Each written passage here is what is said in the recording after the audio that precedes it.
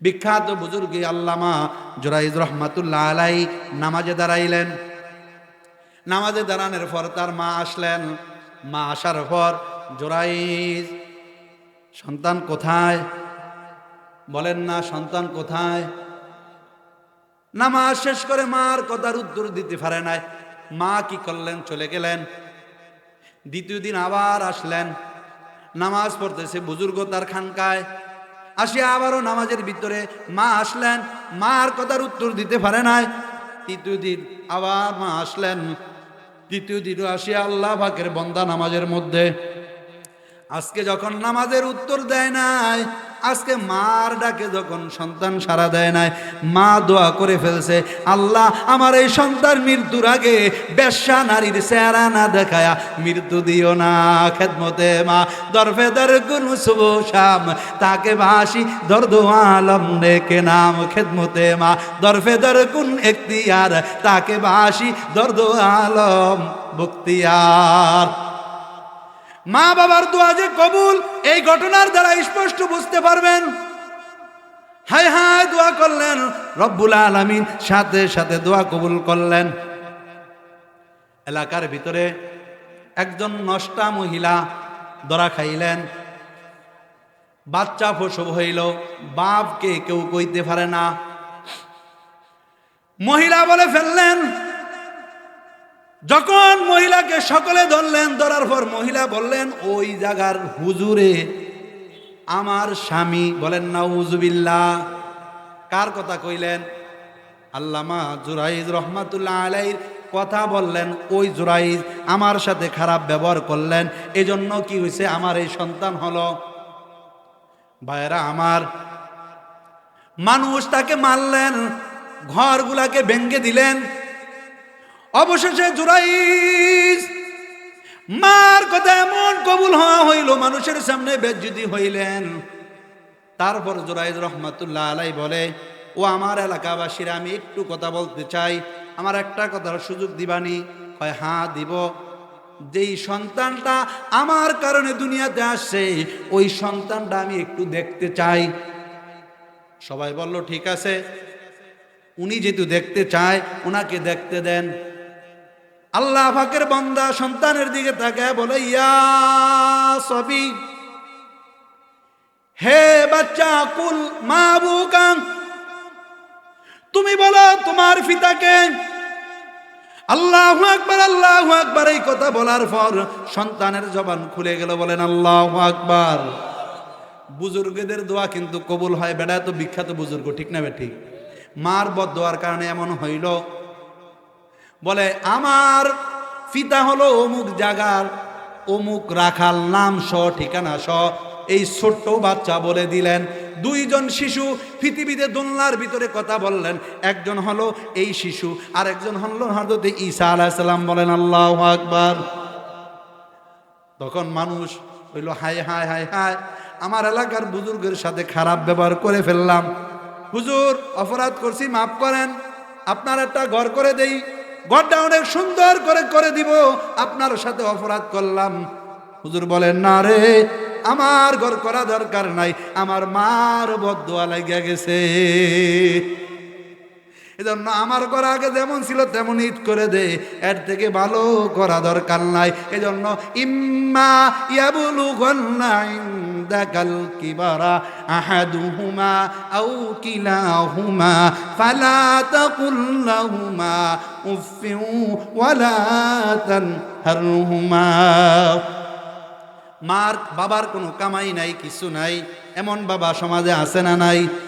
সন্তানের কাছে বলতেছে, বাবারে, সমস্ত মানুষ দোয়ানে যায় চা খায়, আমি একটা চাও খাইতে পারি না, ফানও খাইতে পারি না, বাবারে আমারে 5টা টাকা দে। হাইজদামি শুরু করছেন। আল্লাহ কয়, বন্দা না না, ফালা তানহারহুমা, বাবারে ধমক দিস না, মারে ধমক দিস না।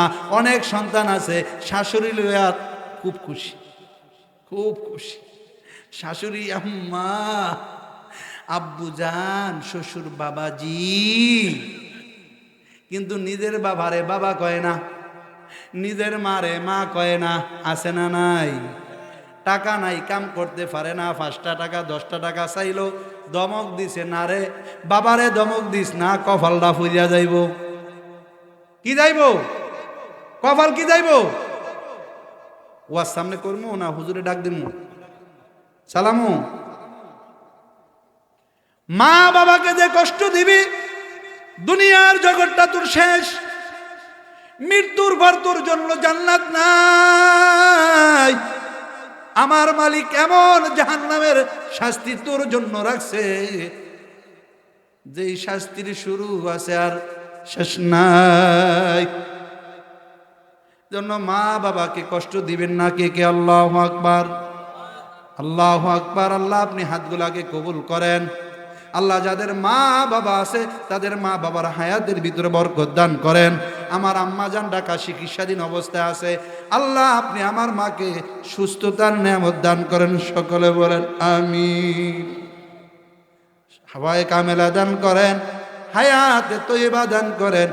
আল্লাহ স্বাভাবিক জিন্দেগিতে আমার মাকে ফিরে আসার মতো তৌফিক দান করেন। আমি কিন্তু বাবা হারা। বাবা কত বড় নেয়ামত, যতদিন বাবা থাকে বুঝা যায় না। কিমতে হারসি যে রাদানি কিমতে খোদা রানাদানি আমখিস। বাবা কি জিনিস, না থাকলে বাবার মর্জি বুঝা যায় না। মা না থাকলে বুঝা যায় মা কে জিনিস, থাকলে বুঝা যায় না। ঠিক না বে ঠিক? মা বাবাকে কষ্ট দিবেন না, রাজি আছেন তো? আল্লাহ তারপরে বলেন ইম্মা ইয়াবলুগান্না ইনদাকাল কিবারা আহাদুহুমা আও কিলাহুমা ফালা তাকুল লাহুমা উফফিন ওয়ালা তানহারহুমা ওয়া কুল লাহুমা কাওলান কারীমা। কি ব্যবহারটা করবেন বলে দিছে। ফিসে অনেক ওয়াজ করার পর লাশ মুহূর্তে আল্লাহ বলে মা বাবার সাথে বলবা, মা আব্বু কেমন আছেন? আমার বাবাকে আমি গোসল করাই দিছি, আমার বাবার চুল কেটে দিছি, আমার বাবার নখ কেটে দিছি, আমার বাবার মুছ কেটে দিছি, আমার বাবাকে গোসল করাইছি। হয়তো বাবার ওই রুহানি দোহায় আজকে আপনাদের সামনে আমার মালিক আমাকে কথা বলার সুযোগ করে দিছে। ছোটকালে কি মা বাবা আপনার আমার নখ কাটে না? হায় হায়, কাটে কি কাটে না? হায় হায় কপাল ফোড়া। বাবা চোখে দেখে না, বৃদ্ধ হয়ে গেছে, বাবার নখগুলা কেটে দাও, মুছগুলা কেটে দাও, চুলগুলাকে মিল করে দাও। যদি দাও আর নিজেকে আত্মগর্বওয়ালা মনে করবা, নিজে গৌরব মনে করবা। বাবা ওই যে চুল কাটলা, নখ কাটলা, মুছ কাটলা, মাথারা পরিষ্কার করলা, দোয়া পাগল ছায়া নেওয়া লাগে না। দোয়া কিন্তু বেড়া ভাঙ্গে আসে। দোয়া কিন্তু কি আসে? মার সাথে করবেননি কাওলান কারীমা। অতঃপর রব্বুল আলামিন বলেন ওয়াখফিদ লাহুমা জানাহাদ-দুল্লি মিনার রাহমা ওয়া কুর রব্বিরহামহুমা কামা রব্বায়ানি সগীরা। আল্লাহ তাআলা বলেন ওয়াখফিদ লাহুমা জানাহাদ-দুল্লি, মা বাবার জন্য বিনয়ের ডানাকে তুমি বিছিয়ে দাও, বিনয়ের চাদরকে তুমি বিছিয়ে দাও। ওয়াখফিদ লাহুমা জানাহাদ-দুল্লি মিনার রাহমা, মা বাবার জন্য তোমার অন্তরটাকে উজাড় করে দাও। এটা কে বলছে? কে বলছে? ওয়াখফিদ লাহুমা জানাহাদ-দুল্লি মিনার রাহমা অকুর রব্বির হামহুমা কামা রব্বায়ানি সগীরা। মা বাবার জন্য দোয়া করো, মালিক মা বাবা জমিনের মধ্যে আমাকে যেভাবে লালন পালন করলো, আল্লাহ কবরে রাখে আসলাম, তুমি আমার মা বাবাকে ওইভাবে লালন পালন করো। হাদিসে পাকের মধ্যে আছে, কোনো সন্তান যদি মা বাবার জন্য প্রতিদিন প্রতি শুক্রবার কি করে সূরা ইখলাস, সূরা ফাতিহা পড়ে কি করেন? দোয়া করেন। একবার সূরা ইখলাস, একবার সূরা ফাতিহা, তিনবার সূরা ইখলাস পড়ে যদি কোনো সন্তান মা বাবার জন্য দোয়া করে, আল্লাহ তাআলা এক জুমা থেকে আরেক জুমা পর্যন্ত ওই মা বাবার কবরের আযাবগুলা মাফ করে দেয়। বাংলাদেশের একজন বিখ্যাত বুজুর্গ হাফিজ হুজুর রহমাতুল্লাহ আলাইহির কবর জিয়ারত করতে গিয়েছিলাম। কবরের উপরে লেখা দেখলাম, তিনি লেখা উর্দুতে লেখা, আইকে খাই কে রফি কে মানকাশা, আইকে খাই কে রফি কে মানকাশা, আসুরা একলাস হামদো নেবকা, তু তাওয়াঙ্গার গাস্তা ইয়া জাহালোমা, তু তাওয়াঙ্গার গাস্তা ইয়া জাহালোমা, ই জামাগা ফিলসুদি ইয়া জাহালেমা। كافة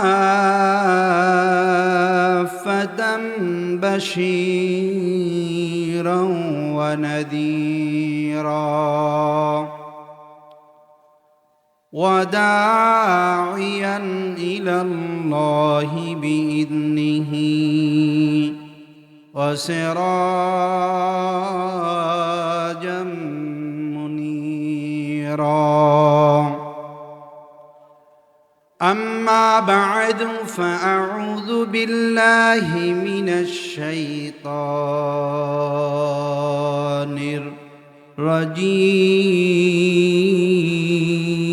الرجيم. بسم الله الرحمن الرحيم. ولقد آتينا لقمان الحكمة أن اشكر لله ومن يشكر فإنما يشكر لنفسه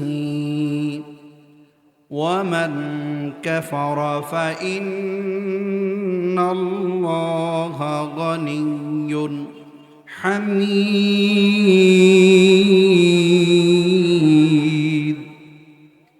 ভাই মাইকের আওয়াজ স্বাভাবিক করেন।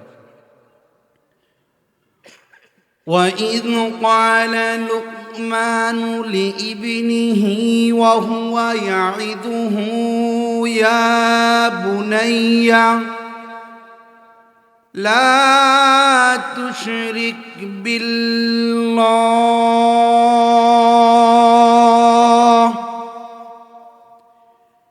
إن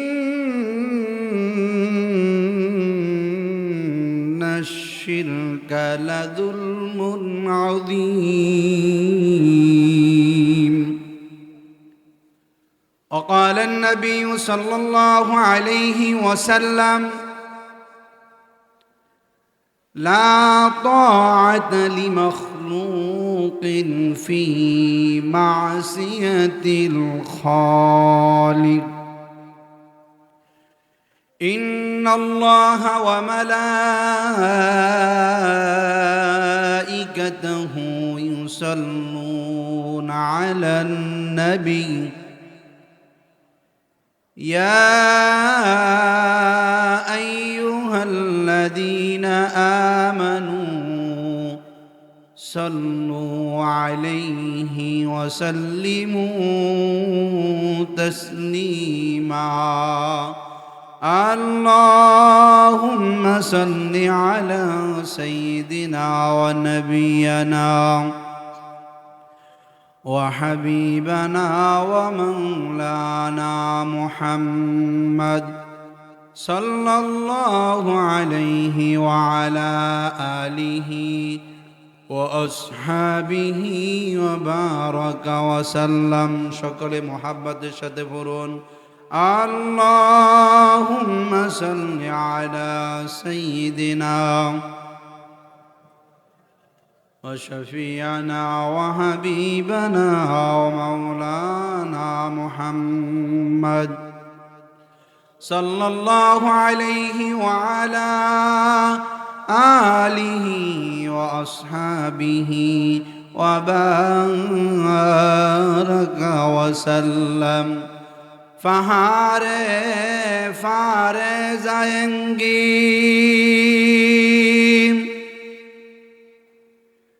زمین پر زلزلہ ہوگی محمد تخت پر ہوگی अदालत फरखदा होगी बलगल उला जोरे जोरे हसनत जमीओ खसालिही सल्लु अलैहि व आलिहि ला इलाहा जोरे ला इलाहा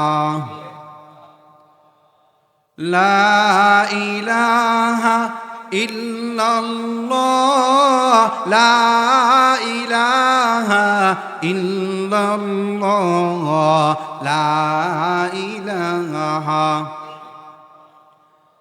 जोरे ला इलाहा हस्बी रब्बी जल्लल्लाह मा फी क़ल्बी गैरुल्लाह नूर मोहम्मद सल्लल्लाह बोलो ला इलाहा इल्लल्लाह सुबहानल्लाह लिल्लाह ला इलाहा ला আসমানের মালিক যে আল্লাহ জমিনের মালিক সে আল্লাহ আমার মালিক যে আল্লাহ আপনাদের মালিক সে আল্লাহ লা ইলাহা জোরে লা ইলাহা হয় না লা ইলাহা ইল্লাল্লাহ লা ইলাহা লা ইলাহা ইল্লাল্লাহ লা ইলাহা ইল্লাল্লাহ মুহাম্মাদুর রাসূলুল্লাহ সাল্লাল্লাহু আলাইহি ওয়াসাল্লাম। উত্তর লামছড়ি হাওলাদার বাড়ি জামে মসজিদ ও যুব সমাজের উদ্যোগে একদিন ব্যাপী ঐতিহাসিক তাফসীরুল কোরআন মাহফিলের সম্মানিত সভাপতি, আজকের মাহফিলের প্রধান আকর্ষণ সুমধুর কণ্ঠস্বর, বাতিলের আতঙ্ক, জামিয়া মাহমুদিয়া মাদ্রাসার সম্মানিত শাইখুল হাদিস আমার স্নেহের ভাই মাওলানা মুফতি ইসমাইল সিদ্দিকী দামাত বারাকাতুহুমুল আলিয়া বারাকাল্লাহু ফি হায়াতি জাদাত ইলমাহু ওয়া হায়াতাহু, সকলে বলেন আল্লাহুম্মা আমিন।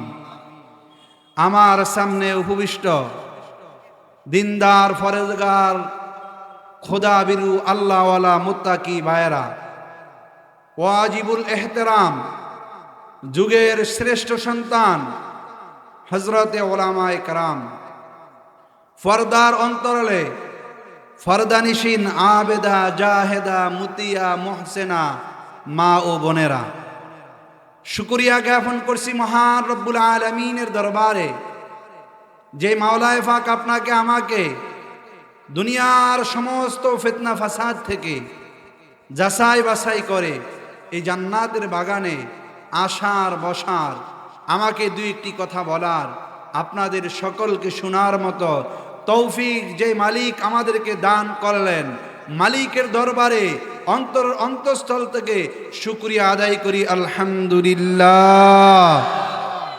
আরো শুকরিয়া আদায় করি যেই মাওলায়ে পাক আপনাকে আমাকে বিশ্বনবী আকায়ে নামদার তাজেদারে মদিনা সাইয়্যিদুল মুরসালিন রাহমাতাল লিল আলামিন ইমামুন নবিয়্যিন সাকিয়ে কাউসার শাফিয়ে মাহশার রাসূল আরবি সাল্লাল্লাহু আলাইহি ওয়াসাল্লামের উম্মত হওয়ার মতো তৌফিক দান করেছে। পূর্বর দরবারে সমস্বরে শুকরিয়া আদায় করি আলহামদুলিল্লাহ। সম্মানিত হাজিরিন, আমি আপনাদের সামনে মহাগ্রন্থ আল কোরআনের 114টি সূরার মধ্যে একটি সূরা সূরায়ে লোকমান। সূরায়ে লোকমানের 12 নম্বর আয়াত থেকে আমি আপনাদের সামনে তেলাওয়াত করেছি। বিশ্বনবী আকায়ে নামদার তাজেদারে মদিনা সাইয়্যিদুল মুরসালিন রাহমাতাল লিল আলামিন রাসূলে কিবরিয়া হাবিবে আম্বিয়া সাল্লাল্লাহু আলাইহি ওয়াসাল্লামের অসংখ্য অগণিত বাণী থেকে একটি হাদিসের টুকরা আপনাদের সামনে আমি তেলাওয়াত করছি। চেষ্টা করব কোরআনে কারীমের এই আয়াত রাসূলে করিম সাল্লাল্লাহু আলাইহি ওয়াসাল্লামের হাদিসের আলোকে আপনাদের সামনে ইখলাস এবং রূহানিয়াতের সমন্বয়ে আল্লাহকে খুশি করার জন্য সঠিক কথাগুলো উপস্থাপন করার জন্য আল্লাহ আমাদের তৌফিক দান করুক। সকলে বলেন আমিন। সম্মানিত হাজিরিন, কোরআনে কারীমে রব্বুল আলামিন সূরা লোকমান নামে একটি সূরা রাখলেন। রব্বুল আলামিন কোরআনে কারীমের 12 নম্বর আয়াতে সূরা লোকমানের আল্লাহ বলেন, আউযু বিল্লাহি মিনাশ শাইতানির রাজীম। আপনাদের আওয়াজে আমি খুশি না, জোরে বলবেন। এই আউযু বিল্লাহি মিনাশ শাইতানির রাজীম বললে শয়তান থাকে না পালায়? শয়তান এই মজমায় থাকুক, এটাকে আমরা চান? কে কে চান? হাত তোলেন। আসলে উনিও চায় না। কি উনিও কি আবেগে হাত উঠাইছেন? কি করছেন? আবেগে কি করছেন? হাত উঠাইছেন। উনি চায় না সবার আগে, কিন্তু জোশ এমন আশা আসছে ধৈর্য রাখতে পারে না। ঠিক না বে ঠিক? আমাদের জোশও থাকতে হবে, হুশও থাকতে হবে। ঠিক না বে ঠিক? আমার সাথে সকলেই পড়েন, আউযু বিল্লাহি মিনাশ শাইতানির রাজীম,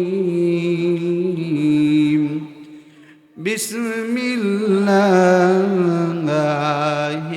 রাহমানির রহিম। ولقد آتينا لقمان الحكمة। কোরআনে কারীমে রব্বুল আলামিন বলেন, আমি লোকমানকে হিকমত দান করলাম। আনিশকুর লিল্লাহ। লোকমান আলাইহিস সালাতু ওয়াস সালাম কে রব্বুল আলামিন বলে, লোকমান আমি তোমাকে হিকমত দান করলাম, তুমি আমার শুকরিয়া আদায় করো। ওয়ামাই ইয়াশকুর, জেনে রাখো যে শুকরিয়া আদায় করে, ফাইন্নামা ইয়াশকুরু লিনাফসিহি, সে যেন তার নিজের জন্য শুকরিয়া আদায় করলো। ওয়ামান কাফারা ফাইন্নাল্লাহা গনিয়্যুন হামিদ।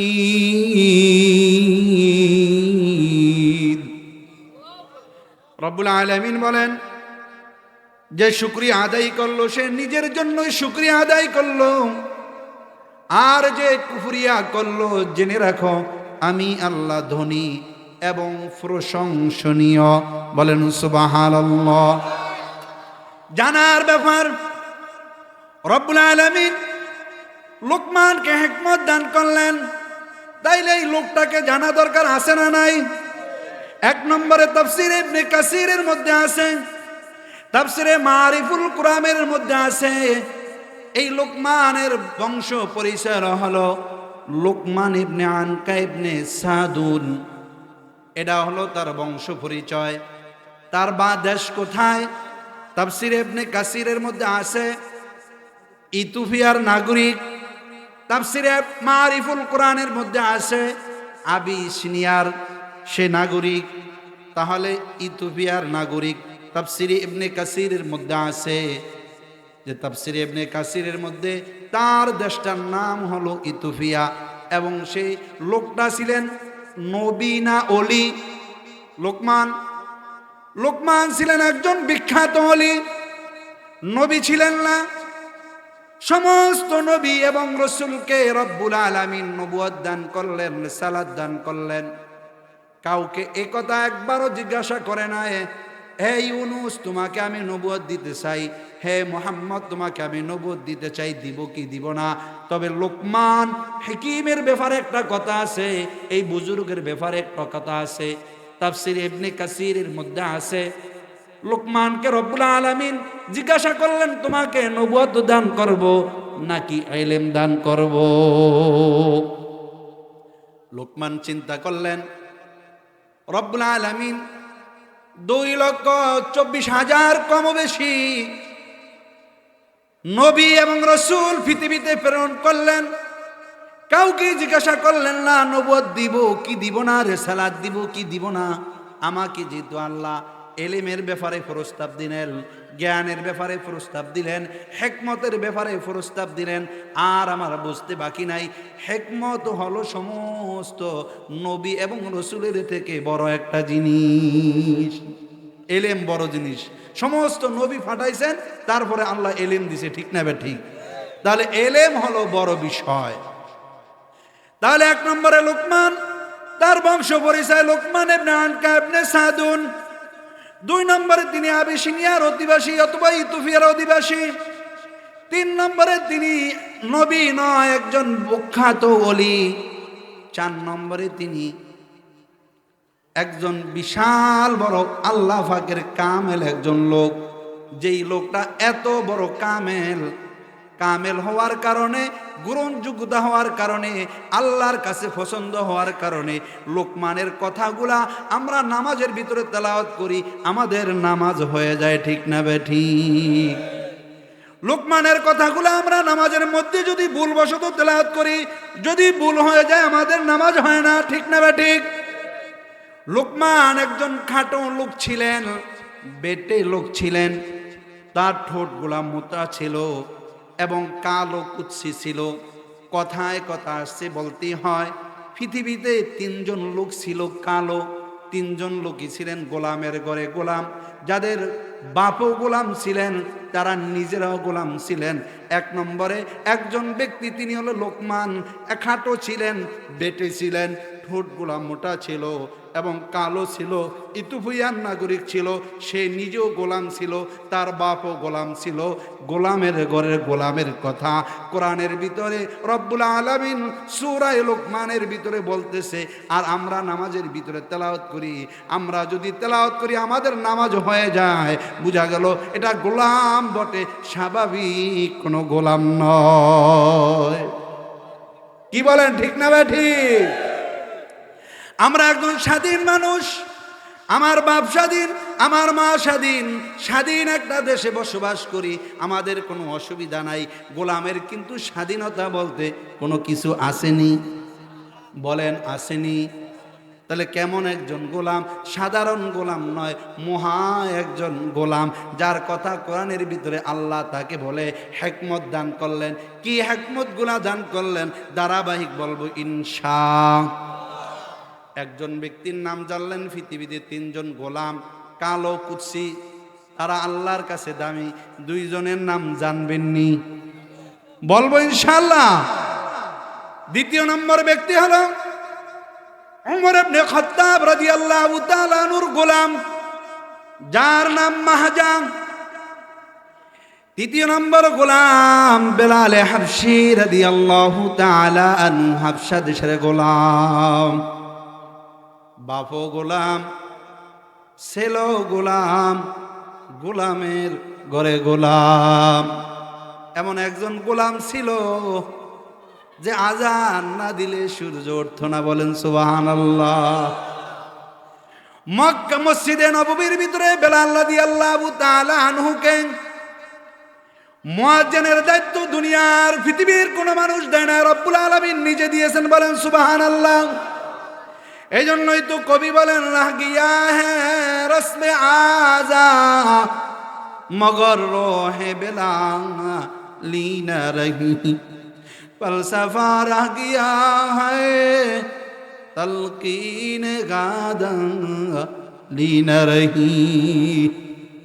কত সুন্দর মধুর সুরে আজান দেয়, আজানের আওয়াজ শোনা কলিজা ঠান্ডা হয়ে যায়, ঠিক না বে ঠিক? কিন্তু বেলালকে উমাইয়া ইবনে খালদ এত শাস্তি দিলেন, এত কষ্ট দিলেন, দেওয়ার কারণে জিহ্বা পুড়ে গেলেন। আশহাদু আল্লাহ ইলাহা ইল্লাল্লাহ এই আওয়াজটা বলতে যা তার একটু অস্পষ্ট হইতো। মসজিদে নববীর মসজিদের খাদেমরা, কমিটিরা সিদ্ধান্ত নিল যে এই মুয়াজ্জিন আর রাখা যায় না, একটু ডিজিটাল একটা মুয়াজ্জিন আমাদের রাখা দরকার, সুমধুর কণ্ঠের একজন মুয়াজ্জিন রাখা দরকার, যার আজানের ধ্বনিতে মদিনার মসজিদের মাটিগুলা, এলাকার মাটিগুলা দুলিত হবে, এমন একজন মুয়াজ্জিন দরকার। সিদ্ধান্ত এলাকার লোক নিছে, তারা সিদ্ধান্ত নিয়ে নতুন একজন মুয়াজ্জিন নিযুক্ত করে দিলেন। মুয়াজ্জিন নিযুক্ত করার পর মুয়াজ্জিন আজান দেয়, ফজরের আজান, আল্লাহু আকবার আল্লাহু আকবার, আশহাদু আল্লা ইলাহা ইল্লাল্লাহ, আসসালাতু খায়রুম মিনান নাওম, আল্লাহু আকবার আল্লাহু আকবার, লা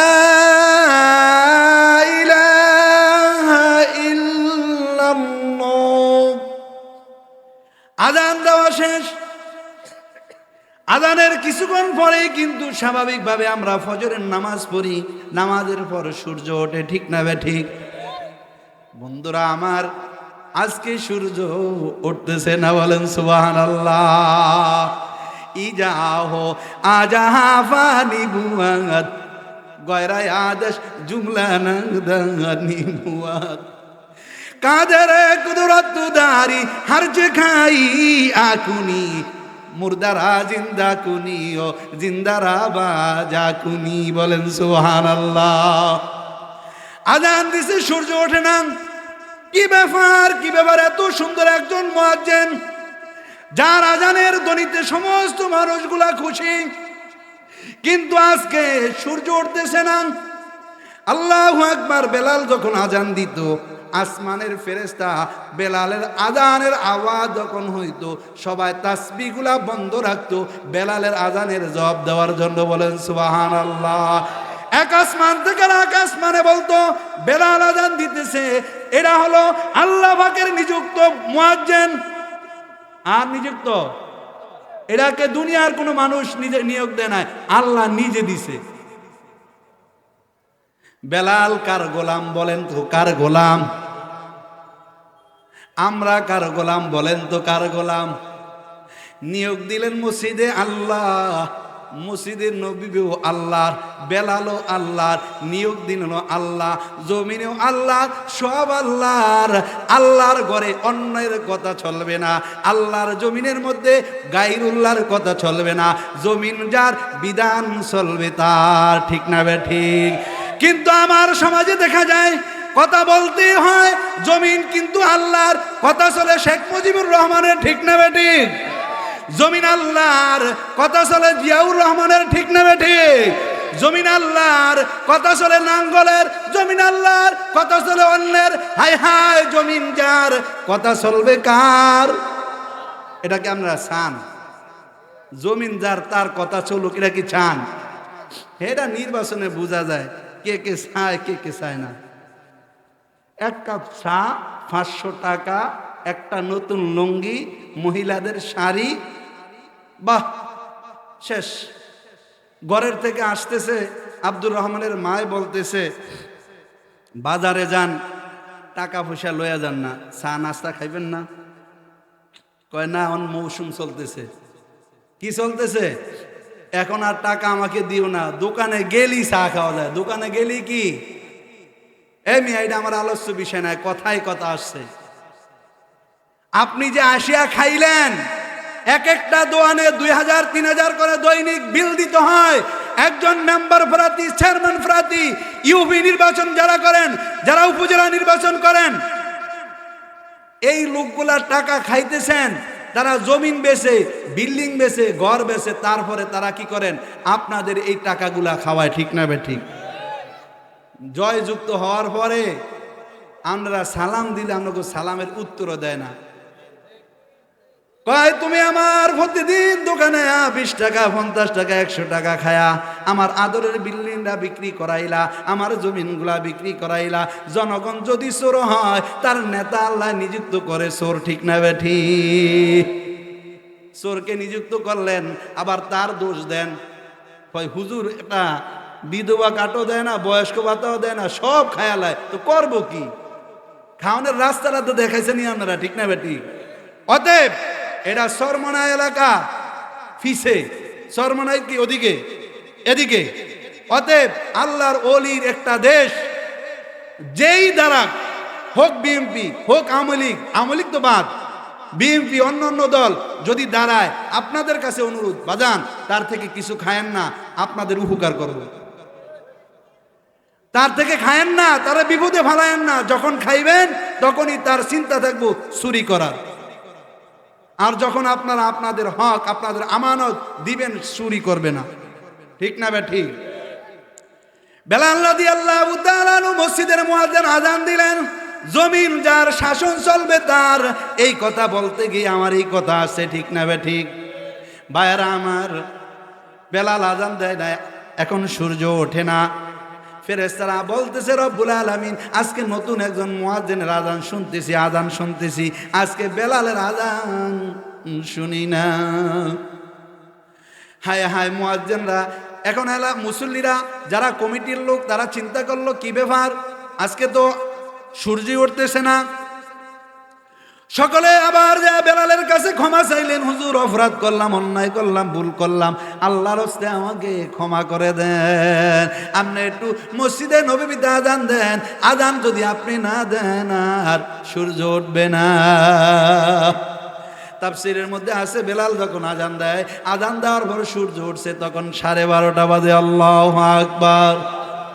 এই তিনজন লোক, একজন হলো বেলাল রাদিয়াল্লাহু তাআলা আনহু, আরেকজন হলো মাহজা ওমর ইবনে খাত্তাব রাদিয়াল্লাহু তাআলা আনহুর গোলাম, আরেকজন হলো লোকমান ইবনে হাকিম। পৃথিবীতে এই তিনজন লোক আল্লাহ পাকের কাছে সবচেয়ে দামি। লোকমানকে রব্বুল আলামিন হিকমতকেই দিলেন, ওয়ালাকাদ আতাইনা লুকমানাল হিকমা। লুকমান আলাইহিস সালামকে তার মনিব একদিন বলতেছে, ও লুকমান, একটা ছাগল জবাই করো। তাফসীরে ইবনে কাসিরের মধ্যে আছে, ছাগল জবাই করার পর মালিক বলতেছে, এই ছাগলের উত্তম জিনিসটা তুমি নিয়ে আসবে। জবাই করার পর লুকমান হাকিম, লুকমান আলাইহিস সালাতু ওয়াস সালাম, খুব খেয়াল করে শুনেন বাবাজিরা আমার, ছাগলের জিহ্বা এবং হৃৎপিণ্ডটা মালিকের কাছে নিয়ে বললেন, মালিক, ছাগল জবাই করলাম, ছাগলের হৃৎপিণ্ড এবং জিহ্বা এটা হলো সবচেয়ে উত্তম অংশ আনতে বলছেন, উত্তম অংশ নিয়ে আইছি, নেন। কিছুদিন যেতে না যেতেই আবার বলতেছে, লোকমান, আজকেও একটি ছাগল জবাই করো। ছাগল জবাই করে আজকেও তুমি ছাগলের উৎকৃষ্ট জিনিসটা নিয়ে আসো। নিকৃষ্ট আজকে বলছে কি, প্রথম বলছে কি, ওয়াজ বুঝতে হবে, প্রথম বলছে কি ভালোটা, দ্বিতীয়বার বলছে কি খারাপটা আনবা। দ্বিতীয় দিন জবাই করার পর লোকমান হাকিম দ্বিতীয় দিন ও জিহ্বা নিলেন, হৃৎপিণ্ড নিলেন। মালিক বলতেছে, লোকমান, ব্যাপারটা বুঝতে পারলাম না। প্রথম দিন তোমাকে বললাম ছাগলের উত্তম এবং উৎকৃষ্ট জিনিসটা আনবে, তুমি আনলা জিহ্বা এবং হৃৎপিণ্ড। দ্বিতীয় দিন তোমাকে যখন বললাম সবচেয়ে খারাপ অংশটা তুমি আনবে, আজকেও তুমি জিহ্বা এবং হৃৎপিণ্ড আনলা, কারণটা কি, হিকমতটা কোথায়? লোকমান উত্তর দিছে যে, ও মালিক, জবান যদি মানুষের ঠিক হয়ে যায়, এই মানুষটা ঠিক না ঠিক? কলবটা যদি মানুষের ঠিক হয়ে যায়, এই মানুষটা ঠিক হয়ে যায়। কলবের ভিতরে যদি একবার পছন্দ ধরে, ওই কলবটা ঠিক থাকে না, ওই দেহটা ঠিক থাকে না, ওই মানুষটা ঠিক থাকে না। মানুষের জামা কাপড়ের ভিতরে ময়লা হলে সাবান দিলে কিন্তু পরিষ্কার হয়। কলবের ভিতরে যদি একবার জং ধরিয়া যায়, দুনিয়ার কোনো মেডিসিন দিয়া পরিষ্কার করা যায় না। তবে একটা জিনিস দিয়া পরিষ্কার করা যায়, ওই জিনিসটার নাম হলো মাওলা পাকের জিকির, লা ইলাহা। আলা ইলাহা আলা ইলাহা লা ইলাহা ইল্লাল্লাহু মুহাম্মাদুর রাসূলুল্লাহ। আমি কি সামনে বাড়বো? ওয়াজ ভালো লাগে, শুনতে মন চায়, আইসি দূরের থেকে। যদি আপনাদের কাছে ভালো না লাগে আপনাকে এলাকার একজন বসাই দিই, বাদ দিই। আর যদি আপনার কাছে চলে সালাম চলে চলে। আল্লাহু আকবার। লোকমান আলাইহিস সালাম মালিক বললেন ছাগলের উৎকৃষ্ট অংশ নিয়ে আসবে। তার কি করলেন? দ্বিতীয়বারও কি করলেন বলেন? জিহ্বা এবং হৃৎপিণ্ড আনলেন। লোকমানকে আল্লাহ হেকমত দান করলেন। এই জন্য লোকমান হেকমত কাজে খাটাইছেন। আমাদের বুদ্ধি আছে, মেধা আছে, শক্তি আছে, আমরা কিন্তু কাজে খাটাই না। লোকমান সর্বপ্রথম হেকমত কাজে খাটাইছেন। তার সন্তানের নাম সারান। বলেন লোকমানের ছেলের নাম কি? লোকমানকে যখন আল্লাহ হেকমত দিলেন, সন্তানও দিলেন, লোকমান চিন্তা করলেন আল্লাহ রাব্বুল আলামিন আমাকে একটা সন্তান দিলেন, সন্তানের নাম সারান। আমি আমার সন্তানটাকে মানুষের মতো মানুষ করতে হবে। ডাক্তারের নাম মানুষ না, সাহিত্যিকের নাম মানুষ না, কলামিস্টের নাম মানুষ না, ইঞ্জিনিয়ারের নাম মানুষ না। যদি হইতো তাহলে বড় মানুষ হইতো বাংলাদেশের তাসলিমা নাসরিন। ঠিক না বে ঠিক? তাসলিমা নাসরিন বড় সাহিত্যিক ছিলেন, বড় সাংবাদিক ছিলেন, কলামিস্ট ছিলেন, বুদ্ধিজীবী ছিলেন। সকল বুদ্ধি তার, মেধা তার ভিতরে ছিল। আমরা জানতে চাই তাসলিমা নাসরিন মানুষ না অমানুষ? জোরে বলেন, মানুষ না অমানুষ? তাহলে মানুষ হইতে হলে কি লাগবে? আল্লাহ পাকের জ্ঞান লাগবে। ঠিক না বে ঠিক? এজন্য লোকমান তার সন্তানকে নসিহত করতেছে। ওয়াইদ ক্বালা লুকমানু লিইবনিহি ওয়া হুয়া ইয়াইদুহু ইয়া বুনাইয়া লা তুশরিক বিল্লাহ ইন্নাশ শিরকা লাযুলমুন আযীম। আল্লাহু আকবার। লোকমান সর্বপ্রথম সন্তানকে নসিহত করে, বাবা তোমার কাছে আমার একটা অনুরোধ, বাবারে আল্লাহর সাথে কাউকে শরীক করিও না। আমরা কিন্তু আল্লাহর সাথে শরীক করি, অনবরত করি, স্বাভাবিকভাবে করি, সর্বদা করি। নামাজ পড়তে যাও আমরা শিরকে খুফি করি। ঠিক না বে ঠিক? নিজে নামাজ দাঁড়াইলাম, আল্লাহু আকবার, নামাজ পড়তেছি, নিজে এভাবেই পড়তেছি, কেউ নাই, হঠাৎ গলা খের দিয়া মসজিদে একজন কি ঢুকতেছে, খুব খেয়াল করে দাঁড়াইলেন, সেজদাগুলা এখন লম্বা দিতেছে, কেরাতও লম্বা দিতেছে, খুব কি করতেছেন, একদম বিনয়ের সাথে নামাজ পড়তেছে। এক গলা খাকার দিছে বাড়ির পাশে, একটু গলার আওয়াজ দিছে বাড়ির পাশে, এখন নামাজ খুব কি করে খেয়াল করে পড়ে। এমন আছে না নাই? নামাজ যখন বন্দা দাঁড়ায়, কার সামনে দাঁড়ায়? জোরে বলতে হবে, কার সামনে দাঁড়ায়? নামাজ যখন বান্দা পড়ে আল্লাহর সামনে দাঁড়ায়, ডান পাশে বেহেশত, বাম পাশে তার দোজখ, সামনে আল্লাহ, পিছে মালাকুল মউত আজরাইল। ওই নিয়ত করে নামাজ পড়তে হবে। লোকমান সর্বপ্রথম সন্তানকে নসিহত করলেন, উপদেশ দিলেন, বাবা আমি পিতা হিসাবে নসিহত করি, শিরক করবা না। আর আমরা অনবরত নামাজ পড়তে যাও, শিরক করি। ঠিক না বে ঠিক? এজন্য নামাজ পড়বো কার সন্তুষ্টির জন্য? কার সন্তুষ্টির জন্য? অতঃপর লোকমান তার সন্তানকে বলে, ওয়াসাইনাল ইনসানা বিওয়ালিদাইহি হামালাতুহু উম্মুহু ওয়াহানান আলা ওয়াহানিন ওয়া ফিসালুহু আমাইন আনিশকুর লি ওয়া লিওয়ালিদাইক ইলাইয়াল মাসির।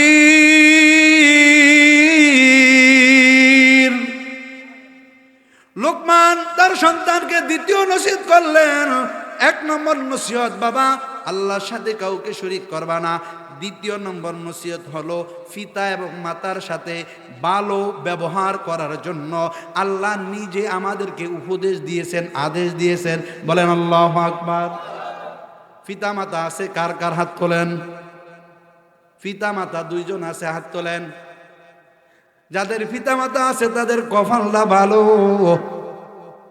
পৃথিবীতে দোয়া করার জন্য দুইটা জায়গা আছে, যেই দুইটা জায়গার কাটিস থেকে যদি কি কাটিস বের হয়, বলে সরকারি কাটিসও ভুল করতে পারে, বেসরকারি কাটিসও ভুল করতে পারে, পিতা মাতার কাটিসটা ভুল করে না। মালিকের দরবারে যা দোয়া করে সাথে সাথে আমার আল্লাহ কবুল করে। পিতা মাতা যাদের আছে তারা কিন্তু দুইটা দোয়াই পাইলেন, মার দোয়া পাইলেন, বাবার দোয়া পাইলেন। মা নাই একজনের দোয়া কবুল হয়, বাবা নাই একজনের দোয়া কবুল হয়, কারো দুইটা নাই এই দোয়া কবুল হওয়ার মতো গ্যারান্টিওয়ালা মানুষ তার আর নাই। লোকমান বলতেছে তার সন্তানকে বাবা মাতার মার সাথে ভালো ব্যবহার করবে। বলে কেন মা বাবার সাথে ভালো ব্যবহার করবে? হামালাতুহু উম্মুহু ওয়াহানান আলা ওয়াহনিন। মা সন্তানকে গর্ভে ধারণ করে কি করে না? জোরে বলেন, করে কি করে না? 9 থেকে 10 মাস সন্তানকে গর্ভে ধারণ করে, অতঃপর সন্তান প্রসব করে, আবার সন্তানকে কি করে লালন পালন করে। এটা কে করে একটু বলেন, কে করে? কে করে? মাই করে। হাদিসের মধ্যে আছে আন আবি হুরায়রা রাদিয়াল্লাহু তাআলা আনহু قال قال رسول الله صلى الله عليه وسلم من احسن بحسن صحابتي يا رسول الله قال امك قال ثم من قال امك قال ثم من قال امك قال ثم من قال اباك ثم الادنى فالادنى। বুখারী মুসলিমের হাদিস। হযরত আবু হুরায়রা রাদিয়াল্লাহু তাআলা আনহু বলেন রাসূল করিম সাল্লাল্লাহু আলাইহি ওয়াসাল্লামের দরবারে একজন আয়া বললেন, ইয়া রাসূলুল্লাহ, ইয়া হাবিবাল্লাহ, পৃথিবীতে সবচেয়ে উত্তম ব্যবহার আমি কার কাছে কার সাথে করব? আমার নবী বললেন তোমার মার সাথে। দ্বিতীয়বার সাহাবী বললেন, ইয়া রাসূলুল্লাহ, কার সাথে? দ্বিতীয়বারও নবী বললেন তোমার মার সাথে। তৃতীয়বারও নবী বললেন তোমার মার সাথে। চতুর্থবার বললেন বাবার কথা। পঞ্চমবার বললেন নিকটতম আত্মীয় স্বজন বাবার সমতুল্য লোকদের সাথে, সমবয়সীদের সাথে। প্রশ্ন হলো হাদিসের মধ্যে 3 বার বাবার কথা কেন, মার কথা কেন বললেন? বাবার কথা একবার কেন বললেন? জানবেননি? খেয়াল যাদের আছে ওয়াজটা কাজে লাগবে, যাদের খেয়াল নাই তাদের ওয়াজ কাজে লাগবে না। 3 বার নবী মার কথা বললেন, একবার বাবার কথা বললেন। কারণটা কি? মা জননী 3টা কষ্ট করেন, এই 3টা কষ্টের মধ্যে বাবা জানের কোনো অংশীদারিত্ব নাই। 1 নম্বরে মা সন্তানকে গর্ভে ধারণ করে 9 মাস 10 মাস সন্তানকে রাখে কি রাখে না? কোনো বাবা রাখতে পারছেনি। বাংলাদেশে শুধু বৈষম্যর কথা হয়, সব জায়গায় বৈষম্য কিন্তু রাখা যাবে না। এখানে যদি বৈষম্যর হিসাব করে, বাবা এবং মার সমান হিসাব করে, কিয়ামত পর্যন্ত বাবা কিন্তু সন্তান গর্ভে নিতে পারবে না। ঠিক না? ঠিক? আমি বুঝাইতে পারছি কথাটা? এই কারণে 1 নম্বর কারণ নবী আলাইহিস সালাম মার কথা বললেন। দ্বিতীয়বার সাহাবী বললেন দ্বিতীয়বার যখন সন্তানটা পৃথিবীতে আসে, আসার পর মা জামাইয়ের থেকে মাপ চায়, বোন থেকে মাপ চায়, আত্মীয় স্বজন থেকে মাপ চায়। জামাইকে বলে, ও আমার প্রাণের স্বামী, তোমার সাথে দীর্ঘদিন ঘর সংসার করলাম, আমার সন্তান দুনিয়াতে আসবে, আমি হয়তো নাও থাকতে পারি। অনেক মা বাচ্চা প্রসবের সময় মারা যায় কি যায় না? ও বাবাজিরা বলেন, যায় কি যায় না? অনেক মা বাচ্চা প্রসবের সময় মারা যায়। এজন্য মা সন্তান যখন প্রসব করে সবার কাছে দোয়া চায়, আত্মীয় স্বজনের কাছে দোয়া চায়, স্বামীর কাছেও দোয়া চায়। এই কারণে আমার নবী বললেন মার কষ্টটা বেশি হয়, এই দ্বিতীয় কারণ। 3 নম্বর কারণ, যখন সন্তানটাকে প্রসব করলেন, প্রসব করার পর সন্তানটা অফিসালুহু ফি আমাইন। 2 বছর সন্তানটাকে দুধ পান করায়, 3 বছর 2.5 বছর দুধ পান করায় কি করায় না? কথা বলেন, করায় কি করায় না? এই 3 কারণে আল্লাহর নবী মার কথা বললেন, একবার বাবার কথা বললেন। এই জন্য মার খেদমত করবেন কি করবেন না? অনেক সন্তান আছে মাকে দেখতে পারে না, হায় কপাল পোড়া। পৃথিবীর কোনো আদালতে এমন কথা নাই। মা এমন একটা জিনিস, এমন একটা পাওয়ারফুল ফরাউজ, মার চেহারার দিকে তাকাইলে আল্লাহর নবী বলে যদি কোনো সন্তান মায়ের চেহারার দিকে তাকায় আল্লাহ তাআলা কবুলতি হজের সওয়াব দান করে। সাহাবারা জিজ্ঞাসা করলেন, ইয়া রাসূলুল্লাহ, ইয়া হাবিবাল্লাহ, ওয়াইন ফি কুল্লি ইয়াউমিন মিয়াতু মাররা। আল্লাহর নবী, আমরা যদি আমার মায়ের চেহারার দিকে দৈনিক 100 বার তাকাই, আল্লাহ কি আমাদেরকে 100 বার হজ করার সওয়াব দান করবে কিনা? আমার নবী বলে, ও আমার সাহাবীরা, 100 বার যদি তাকাও আল্লাহ তাআলা 100 বার হজ করার সওয়াব দিয়ে দিবে। আরো আসতে বলেন। তাহলে মা এমন একটা জিনিস, চেহারার দিকে তাকাইলে কবুলতি হজের সওয়াব হয়। কোন বাপের বেটা আছেন, কোন আলেম আছেন, মুফতি আছেন, বলেন তো পৃথিবীর কোন ব্যক্তির দিকে তাকাইলে একটা কবুলতি হজের সওয়াব হবে? বলতে পারবেন? আসেনি? মা ছাড়া আসেনি, মা ছাড়া আসেনি। হাদিসের মধ্যে আছে, ক্বালান নবী সাল্লাল্লাহু আলাইহি ওয়াসাল্লাম, আল জান্নাতু তাহতা আকদামিল উম্মাহাত। আল্লাহর নবী বলেন, পিতা এবং মাতার পায়ের তলে সন্তানের জান্নাত। কি বুঝলেন? পিতা মাতার পায়ের তলে সন্তানের জান্নাত মানে কি?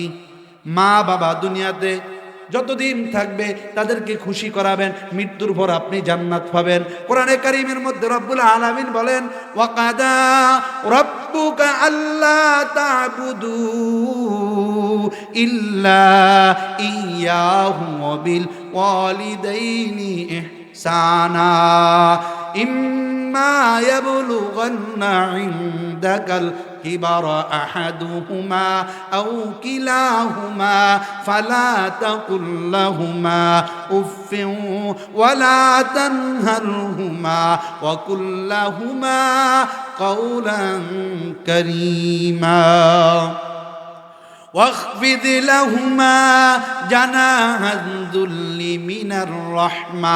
সকলেই বলেন, ওকুর রব্বির হামহুমা কামা রব্বায়ানি সগীরা।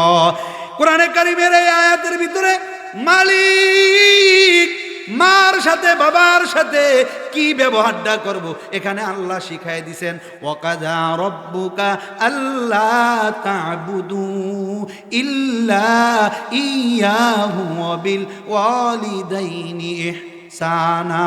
আল্লাহু আকবার। আল্লাহ বলেন, ও আমার বান্দা বান্দি, আমার ইবাদত করার পর, আমার গোলামি করার পর, আমার দাসত্ব করার পর, আমার কুদরতি কদমে সেজদা দেওয়ার পর তোমরা তোমাদের মা বাবার সাথে ভালো ব্যবহার করো। ইহসান করতে কইছেন কার সাথে? কার সাথে? মা বাবা বুড়া হয় কি হয় না? বৃদ্ধ হয় কি হয় না? এক সময় মা বাপের দাফট আর দাফট, সন্তান যা চায় সব দেয়। আর একটা সময় মা বাবা একদম শিশু হয় কি হয় না? ছোট বাচ্চারা যা চায় আমরা দেই।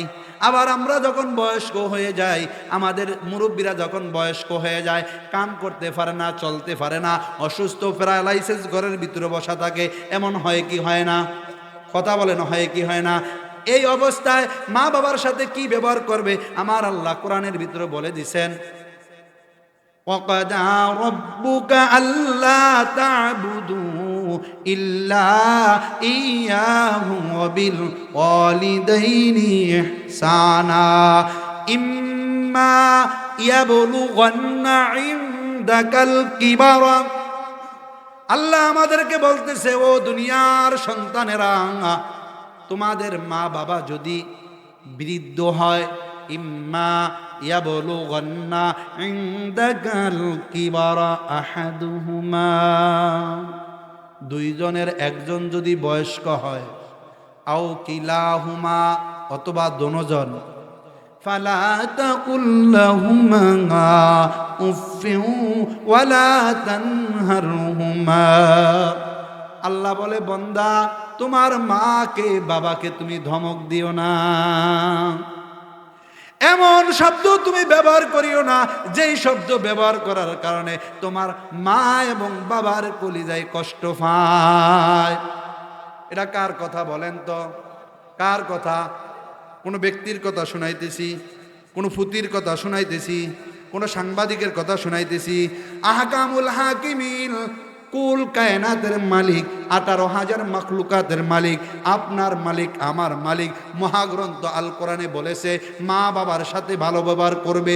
মা বাবা বিরুদ্ধ হবে, দুইজন একজন অথবা দুজন ধরে বিরুদ্ধ হয়, তাদের সাথে এমন ব্যবহার করা যাবে না যেই ব্যবহারে মা কষ্ট হয়, যেই ব্যবহারে বাবা কষ্ট হয়, এমন আচরণ করবেননি।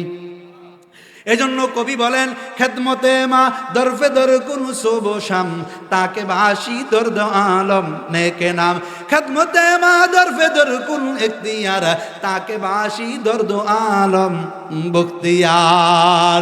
যদি কোনো সন্তান জমিনের মধ্যে ও কপাল পুরা মার সাথে যদি তুমি খারাপ ব্যবহার করো, তোমার কপাল পুড়ে যাবে, তোমার কপালে খারাপ পরিণত হবে। একটা উদাহরণ দেই, দিবনি বলবনি? আল্লামা জুরাইদ রহমাতুল্লাহি আলাইহি, জগৎ বিখ্যাত একজন বুজুর্গ, নামাজে দাঁড়াইলেন। খেয়াল আছে? খেয়াল আছে তো?